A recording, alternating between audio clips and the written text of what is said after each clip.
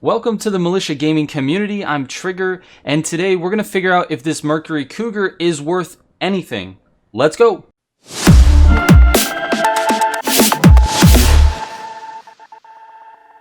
I'm giving away an Xbox Series X to one of my subs this holiday season.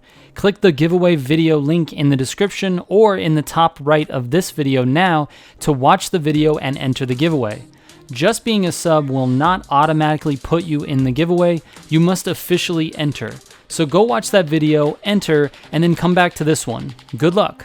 So I am back with another wrong build video. This time it's the Mercury Cougar. Last night I went out and I tested every single engine for this Cougar, and I've got what I think to be the fastest track build. We're gonna do a couple more little tests. We're gonna go out and we're gonna do some testing for the gearboxes. We're gonna go do the off-road test, and then we're gonna drift this bad boy around and see what we can do. And then of course a drag setup is necessary. This thing packs a lot of horsepower, but we're gonna go ahead and just see where it stacks up against the other cars. All right, let's get into it. All right, so first, I just wanna take you through the setup that I've got going for this Cougar so far. I've got what I believe to be the fastest engine. It was faster by a couple of seconds. So we've got the 585 horsepower forged 4.7 liter V8 engine. This thing sounds amazing as well. So I'm glad that this was the engine that was the best. There were 11 engines and only 2 of them put this car at 400. This forged 4.7 liter V8 was obviously one of them. But if you look at the stats, it's 10 on everything, which is crazy. I've heard that this car is a brilliant drift car, but I haven't actually tested it myself, so I'm looking forward to that as well. But let's look at the stats. 1.9 on 0 to 60, 1251 max torque. That is a crap load of torque. 233 top speed, 1452 max horsepower, and a 1413 with my current build. The way to get to max would be to swap the dual turbo for the single turbo. If I put a single turbo in there, it puts it at max potential horsepower, but I don't really like the single turbo. I think the dual performs much better. I've got a track suspension, I've got elite brakes, and then I'm running, I was actually testing some drag builds last night, so I have some drag tires, but I was running race tires for the track build. So let's go back to the race tires just for a moment. And let's see, we've got clutch elite plus, we've got super plus 6-speed gearbox. We need to test that today. And then the track differential, of course. I usually run repair kits when I'm racing by myself, but for the purposes of, testing this thing on Sonic and things like that, we're gonna put some NOS refills on here. All right, so to test the gearboxes on this car, what I usually do is make sure that I have one of each in my inventory before I head out of the garage. That makes it easy to swap the transmission on the fly, so you don't have to go back to the garage between tests. All right, so I've got one of each in my inventory. Let's go out and give it a test. All right, so to test these gearboxes, I usually take it up this hill, which is part of the track in Arian. There's a lot of tight turns in here, and you can kind of see how the car reacts. The engine reacts with the transmission. Sometimes the transmission is not a good match for the engine, and you'll get a lot of redlining, and then sometimes the transmission is actually really good for the engine and you won't get that at all, but you'll keep the RPMs high. That's what you're looking for. You want the RPMs high so that it gives you max torque and max acceleration, but without redlining, because when you come out of the turn, you don't want to be just completely redlining. Now, sometimes you can't avoid it at all, so you're just trying to look for the best setup, the one that kind of sits in the middle somewhere and doesn't redline too much, but also doesn't bog down whenever you get out of the corner. You want to make sure you're not in a gear that's too high. If the gear is too high when you exit the corner, the car will bog. So that's what we're looking for. No bog and no red line. We're looking for somewhere in the middle of that. All right, so I'm going to start with the 4-speed first. Let's go ahead and change this over to 4.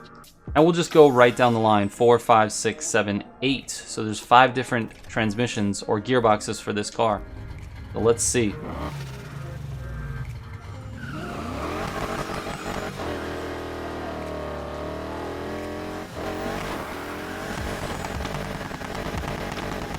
All right, so the 4-speed really doesn't feel like the right gearbox. Let's swap to the 5 and see how that does.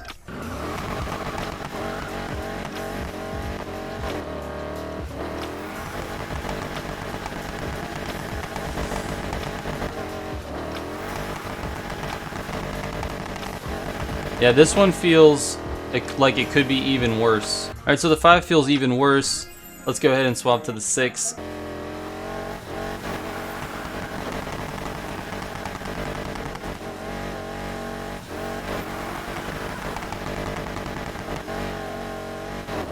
Let's swap it over to the 7.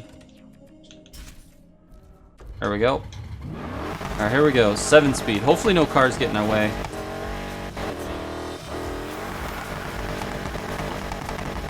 Now when the back wheels are spinning, you're gonna see it redline no matter what. But as soon as it catches, that's what you're looking for. You want that gear to catch.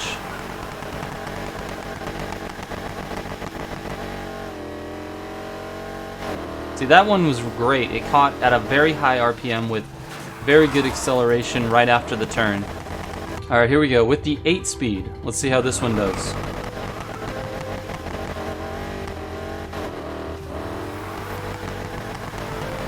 This one's a lot worse off the start. But it definitely feels good going up the hills. Alright, so after running a couple more tests with the 7 and the 8, I noticed that the 8 seems to bog just a little bit more than the 7. So I think the 7 is definitely the way to go. It's what I'm going to be speccing in the car. Alright, so my final track build is going to be this 585 horsepower forged 4.7 liter V8 with Ultimate Plus engine parts, the Ultimate Dual Turbo, the 5x3 pound NOS option, the track suspension in the Super class, Elite brakes, Elite race tires, Elite Plus clutch, Elite 7-speed gearbox, Super track differential, and NOS refill along with NOS duration. Alright, so as far as live tuning goes for a track build, this particular car is very heavy in the back end and it slides really easily. So what I did with live tuning is turn the steering sensitivity all the way down to minimize sort of that car shake whenever you're trying to micro adjust your steering. And then I put the downforce all the way up, traction control always off, and then the drift style to gas. This thing drifts very well around corners for track racing, especially with this setup. But you notice the quarter mile is 9.07, so it's an okay drag car with a track setup. But let's turn it into an actual drag car, and let's put some drag tires on here and let's see how low we can get that quarter mile. Alright, so for drag, usually the changes that I'll make is the NOS. You definitely want a 1x15 pound tank for drag. I'm going to leave the suspension, but I do want to change the tires. Let's go to a drag tire here. That's going to give us the best acceleration. And then we also want to change the gearbox depending on which one gives us the best 0 to 60 and the best quarter mile. So let's take a look at which one is the best 0 to 60. So it's between the 5 and the 6. So let's start with the 6. So what you're looking for is the lowest possible quarter mile with the best 0 to 60. That would be your drag build. So I always put downforce all the way down. It helps for acceleration. Doesn't necessarily help you in cornering, but we're not cornering in drag racing, so that's what we've got. We've got it down to an 8.63. Now let's take a look at the other gearboxes real quick and see which one works best. So I think it's going to be the 6-speed. Alright, so the 6-speed actually drops the quarter mile by 0.03 of a second. That's going to be the best gearbox for this. Now you can see that there's also a 7 and an 8. If you change to the 7, you lose a little bit on the 0 to 60. You gain the top speed, but you lose on 0 to 60. The 6 speed is better because we want the quarter mile to be lower and we want the 0 to 60 to be lower. So 8 and 7 speed are out. 6 speed is in. It's a 1.90 to 60, which is not that great, but I will say that this quarter mile is okay. 8.6 is really good in the real world, but as far as Need for Speed goes, it's about in the middle of the pack for the cars that I've tested. It's about, I don't know, 15 or 16. So it can definitely beat a lot of the cars out there, but it's not something that I would take out and try to drag race people with. It's a neat car. It's definitely a representative of American muscle, and I think that it's something that if you wanted to drag race, you could, but this is not something that's going to beat the Evo 9 or the Beetle or anything like that. It's sort of middle of the pack for drag racing. So anyway, that's the drag build. Let's go ahead and get into the garage and I'll show you the full drag build and then we can move on and start taking this thing on some drift trials. So the full drag build is how you get this car to 400 plus and 10 on every stat. The engine is the same 585 forged, and then Ultimate Plus engine parts, of course, Ultimate dual turbo, and the 1x15 pound NOS tank. We've also got the track suspension, the Elite brakes, and the Elite drag tires. For the drivetrain, the clutch, Elite Plus, Super Plus 6-speed gearbox, and Super track differential with, of course, NOS refills and nitrous duration. And again, this puts you at all 10s on the stats and 400 plus for this car. You've also got a 0 to 60 of 1.90, max torque of 1251, and 233 top speed with a 1452 horsepower and 1413 as what we're pushing out. So it's a 1400 horsepower car. Now, the only reason that this car is not number one in terms of drag or track, I think, is because it actually is a really heavy car. It's all metal. It's older, it's a 67, and it is very, very heavy, and you want that power to weight ratio to be high. Notice that like the Beetle is a much faster drag car, but it's only pushing around 700 horses with the hybrid engine, and it is much faster than this because it's very, very light. So you want power to be high and you want weight to be low.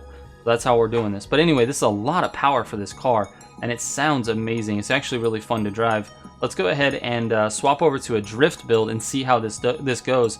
Because this is a rear-wheel drive car, we're going to start with the sort of my standard rear-wheel drive drift setup for an automatic. So what we do is put speed cross suspension, we leave the drag tires, and then we go to a drift differential, which is going to be the Pro Drift differential. And the transmission is not going to matter too much for us because we're using an automatic transmission. Also, the engine really doesn't matter, but I'm going to be using this one just because it's the fastest, it's the most powerful. So let's start here. It's supposed to drift really, really nicely according to some of the things I've seen online, but let's go ahead and take it out and see what happens.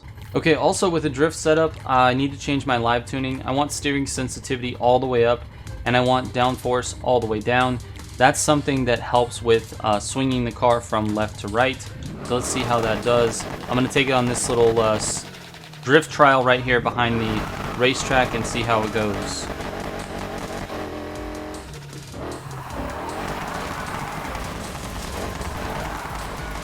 Oh, it's nice actually. It's really not too bad to control. I think it takes a handbrake to flip it. You kind of have to turn early.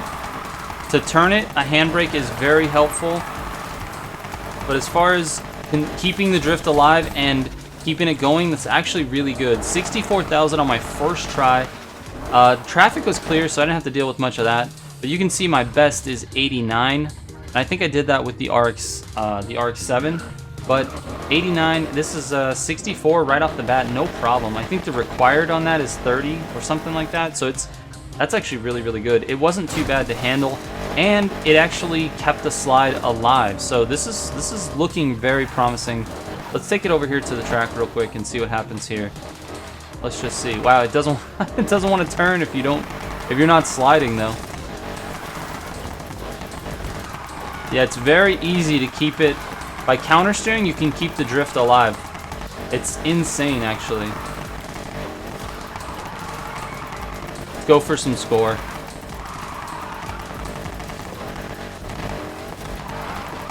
You can keep the throttle pinned on this, but it's much easier to turn it if you let off the throttle. Let's see if I can keep this going here.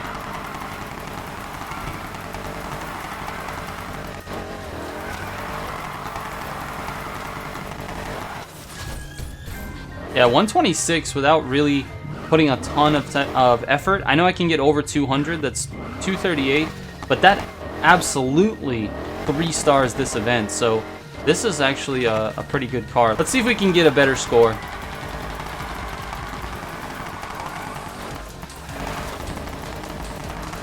I'm gonna have to kind of go off the track here to get this better score.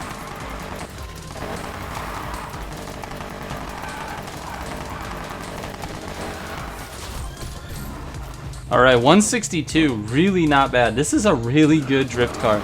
I'm actually pretty excited about that. It's nice to see something like this in an old muscle car. Alright, so I'm really happy with this drift build.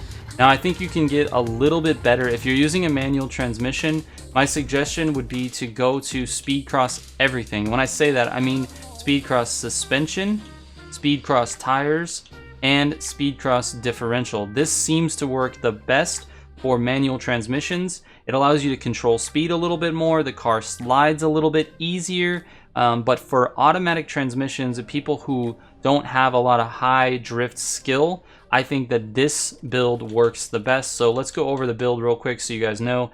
It's the same forged V8, and we didn't change any of the engine parts at all, but we did go with speed cross suspension, elite brakes, drag tires, elite plus clutch, 6-speed gearbox, and the pro drift differential. So the three keys to this build are the speed cross suspension, drag tires, and the pro drift differential.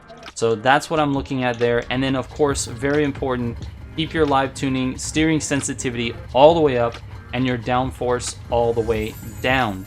And again, to make turns on this, it is a little heavy of a car. So to flip the back end, it just takes a little bit of a handbrake. Just tap the handbrake and turn at the same time, and you should be able to flip the car easy. It takes a little bit of practice, but as soon as you're used to it, it makes a lot of difference in those tighter drift areas.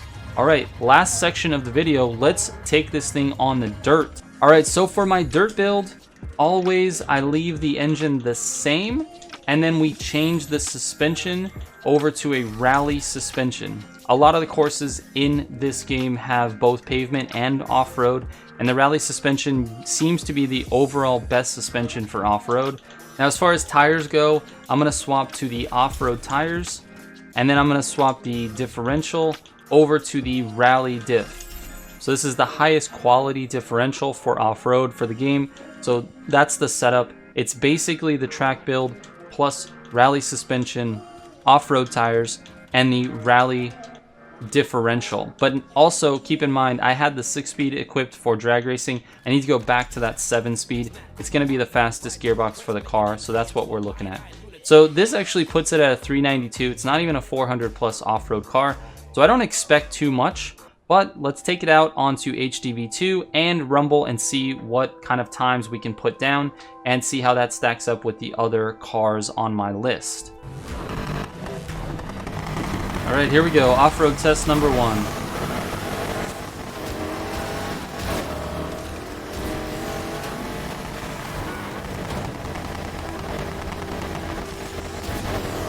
All right, not too bad. It really likes to slide. So I'm not really sure how this is going to work out. I think I'm going to need to increase the downforce just a little. It gets up to 140 on the dirt, which is great. But I think it's just a little too slidey. Not slow though, that's for sure.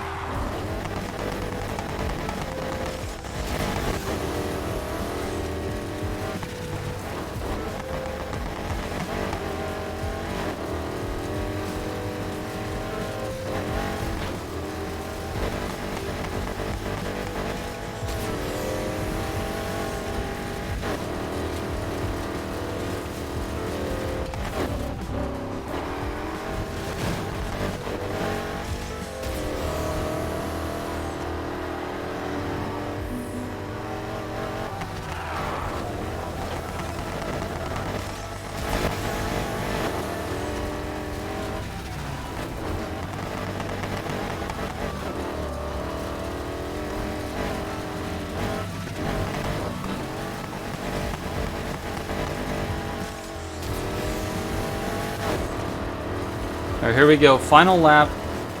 Let's see if we can get a decent time here.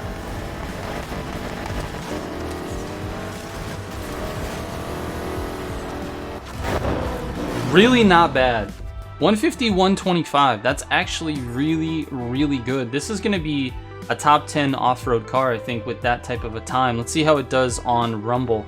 I'm actually going to increase the downforce just a little bit, and we'll see how that works. All right, here we go. Rumble for the first time. We're looking for a time somewhere in the 311, 310, 312, somewhere in that range. That would put it in the top 10 if we could have a time like that. So let's see what happens here.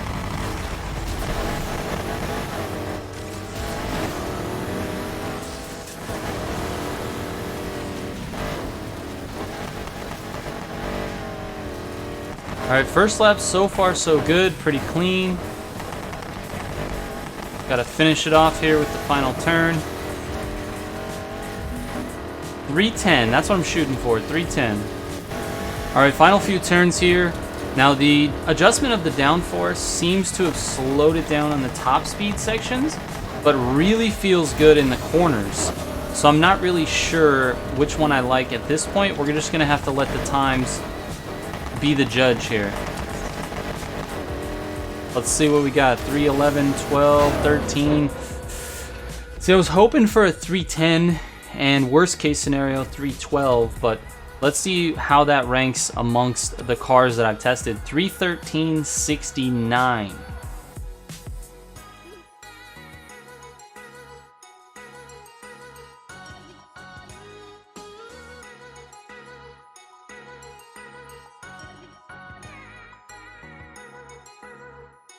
This car actually does really, really well on drifting. It does pretty well on drag racing. It's not too bad. It's kind of middle of the pack.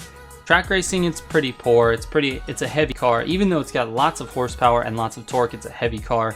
And then lastly, on the dirt, it's actually pretty fast. So it's a top 10 off-road car at this point. Again, I haven't tested all of the cars, so there's that. But it's number 9 on the off-road list, which is crazy good. So anyway, guys, thank you so much for watching.